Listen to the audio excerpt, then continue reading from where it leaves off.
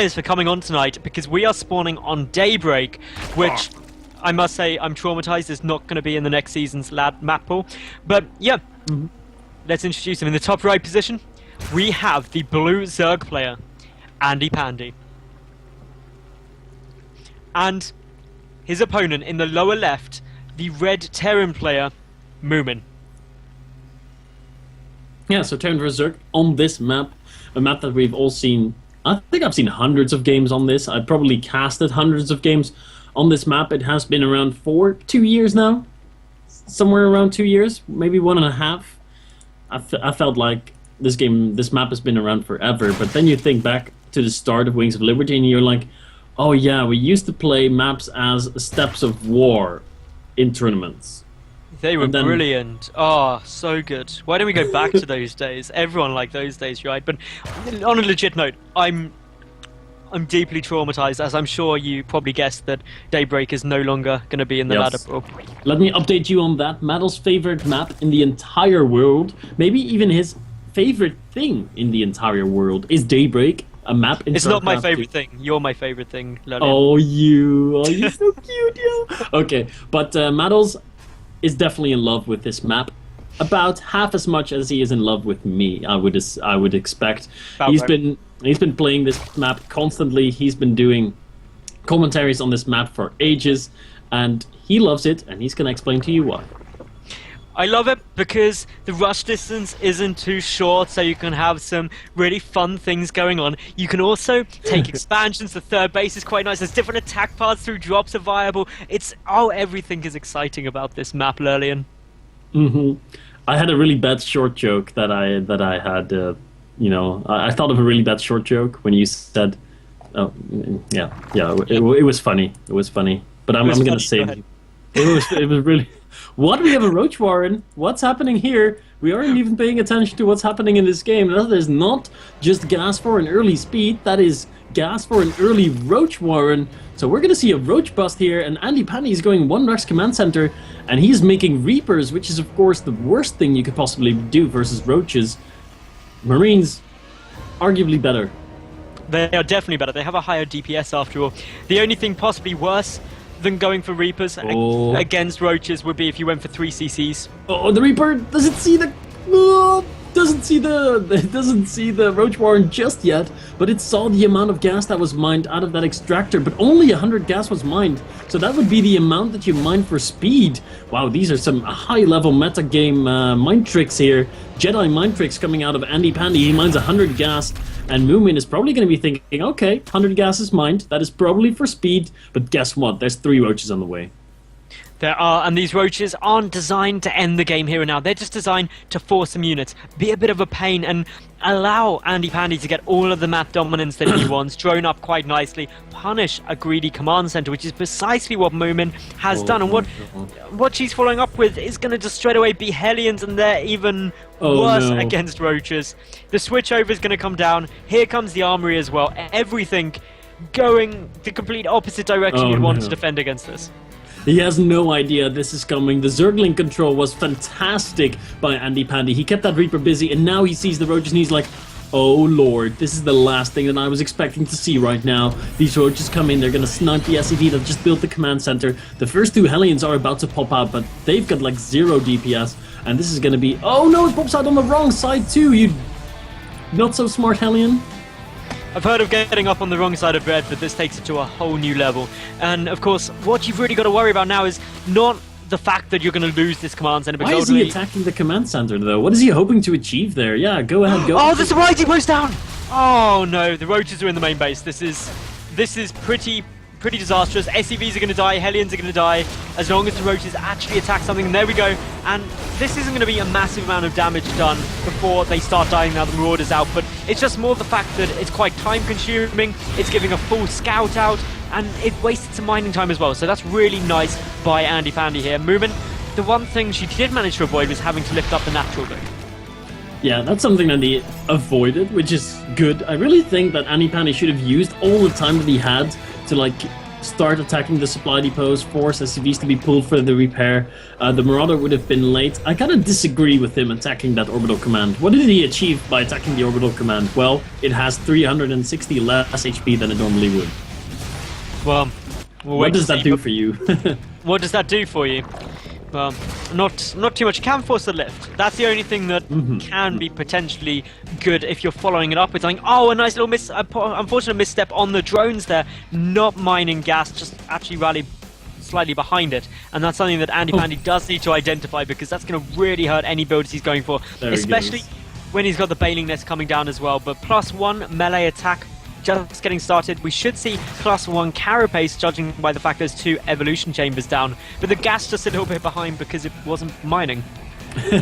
Yeah, those drones were sitting awkwardly behind the extractor and saying like, "Sir, is this really what you wanted us to do? Sit behind the extractor? Do you want us to have a break?" And AndyPandy was like, "Yeah, have a little bit of break, 10 seconds, and then start gas mining." So a bit of a weird orders there. If drones had a mind of their own, ooh, is that drone gonna get into it? Ooh, that hatchery was built barely in time. Did you see that, Mandels? I did not see that in time. That drone was like 5 watching. HP.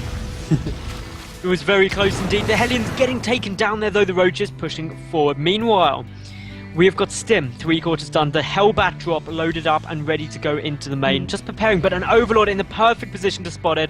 And AndyPandy now knows what's coming his way. He does. He has caught a glimpse of that. Is rallying some Zerglings in position, but there's only 6 Lings here. 6 Lings and a Queen are not enough to deal with 2 Hellbats. They've got a lot of firepower, and they take out the Lings very easily. That Zergling was even floating dead in the middle of space there. This Queen might be falling. Has to be careful. These Zerglings are not gonna live. They're gonna die, but the medevac has died off too. This Queen might fall. The Roaches are coming in to reinforce, though. Not gonna get the Queen, I don't think. Yeah, the Queen should be fine now. And that was a really nice save, actually, by AndyPandy there. Yeah, that was good. Moomin's drop just didn't really do enough damage, to be honest. Killing no workers at all. I agree. I think the amount of workers killed there is too low because it was pretty much 0. But on the other hand, the Soich drop to their third base is starting to take a little bit of damage here. There's a couple of Marauders and the Hellbat in the army composition, but good reaction from AndyPandy, pulling those Roaches straight away. Will be able to knock out this Hellbat and force the push back. So AndyPandy, I'd say, defending incredibly well this entire game. Yeah, has been on top of his defense, so doing quite good in this game number 3. In game 1, it really looked like Moomin might be on a different level. Game 1 was really a quick one, and pretty one-sided, I'd say, but in the second game, AndyPandy took it back, tied the series up, and now he's showing that he is really an even match for the turn player here. Yeah, he's really doing incredibly nicely, I must say. The Hellbat does get taken out there in the main base. Meanwhile, the transitions are all starting to go along the way they would. The Spire coming down, the Infestation Pick coming down. These are the sort of upgrades that you need to be getting. You need to be getting those buildings down. The Tech Up, which AndyPandy had a bit of a problem with in previous games, but just from all of these things, he's really starting to get himself in a secure position, and that's something that I would argue Moomin, she isn't doing yet. She does have the 3rd command center just finishing up, but it's a lot later. AndyPandy's had a drone lead for a lot of this game, and therefore shouldn't have too much issue going into the later stages. No, it's looking quite good for AndyPandy right now. We're going to have to see when the 3rd base gets taken for Moomin. She is finishing up that orbital command in a second, so we'll probably be flying that out soon. Some shoutouts to be done here. I'm very happy to see people like Famut and InfiDK in the chat. Of course, Famut is a player that we cast a lot of games from at I-48, and we've done a few show matches with him, so nice to see him in the chat. And InfiDK is actually someone that I've seen around for like a year, and is a bit of a friend of mine, even though he hardly knows me. Just because I always see him in chat, he's a friend of mine. Oh, a lot of Lings taking a large amount of damage here at the bottom stages of the map, but actually a couple of Roaches going down as well. This is a nice little push, a lot of Roaches going down here for absolutely nothing. Yeah, definitely overextending himself a little bit there. He needed to fight at the 3rd base with all his Lings, all his Roaches, and the Banelings, but he lost a lot of those Lings in the first attack. He lost a few Roaches while trying to retreat. Only 1 Spine Crawler left. The Banelings have finished up. The Banelings trying to get good detonations. Managed to get a few, but not great. Yeah, it was good focus fire and good splitting actually on these Banelings. A couple of Marines are taking some fire, but it's not only cost-effective way to use Banelings. Oh, is he going to get the hatch? He may do, and he does. That's a... Well, Moomin, she... Sniping that off, that's a big loss for AndyPandy, actually. It's and a that's huge something. loss. Yeah, that is huge, like massive. Yeah, it is. It's big. You're losing your third base at a time like that is not something. What? AndyPandy's actually going to go into Greater Spire right now, but he only has 2 base gas mining right now. That is insane.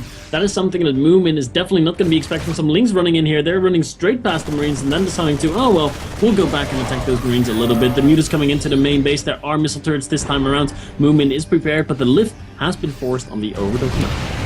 Yeah, a small little area which actually can be exploited with these mutas, unless they run straight towards the missile tower. The Marines there as well, quite a few mutas going down here. That's not what you want in the slightest. And now with only 4 mutalists remaining, AndyPandy suddenly not looking as comfortable as he was just a few minutes ago, actually. All due to losing that third base. The double expansion is his only option. The denial of the third is quite nice, those Zerglings running in there. And that's definitely what we need to see AndyPandy deny for a lot longer.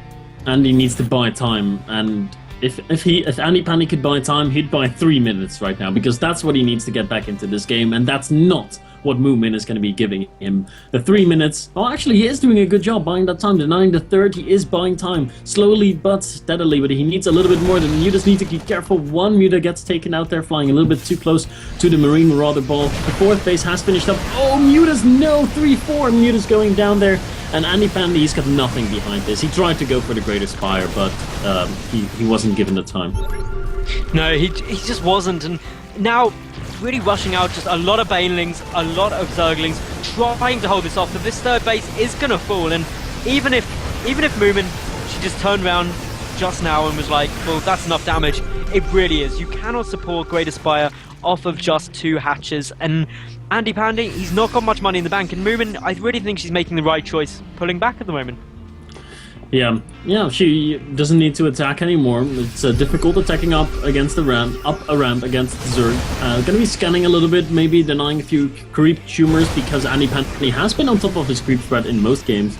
And Moomin knows that, of course, so wants to deny that a little bit. The hatchery is not going to go down. The third base has been resituated, but the third base is also going to go up soon for Moomin as soon as that little last bit of creep has receded.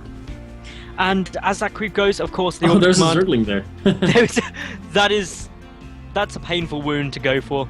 Just a burrowed Zergling is nearly as annoying as a proxy or as a pylon block of your hatchery as a Zerg. It is incredibly frustrating. A single lone Broodlord morphing in now, because one Broodlord makes all the difference to a game. But yeah, one Broodlord, it's like a single Colossus. It doesn't do anything by itself. You need more than one. You do need more than one. Normally about kind of 6 minimum. The 4th base in the center just getting knocked out, and Moomin is ahead by 30 odd supply. Got a really nice force. Upgrades are looking very comfortable for her as well. Good fungal growth is just buying a little bit of time. Needs more fungals. Another good one does go down, and these fungals are buying AndyPandy yet more time. But Moomin's doing everything she needs by denying these additional bases. Yeah, at this point, probably has won the game by just denying bases over and over again, starving the Zerg. And here comes AndyPandy for his last-ditch attempt. He gets a good detonation with a part of his Banelings, but he doesn't have the extra wave to kill the last remaining Marines and Marauders in the back. And Moomin plays a style where she gets so many medevacs. Basically, every Marine has its personal medic right now, healing him from up in the air. The last and the only Broodlord goes down there, Meadows. And this is going to be Moomin grabbing herself a 2-1 lead. Yeah, this is absolutely brilliant for Moomin. Nothing really AndyPandy can do. He's getting one more Infestor out. No energy on those other end. One of the Infestors does have enough energy, but there's no way you can defend this. And there's the GG. Well played. Moomin, she takes game 3 off of AndyPandy and gets herself a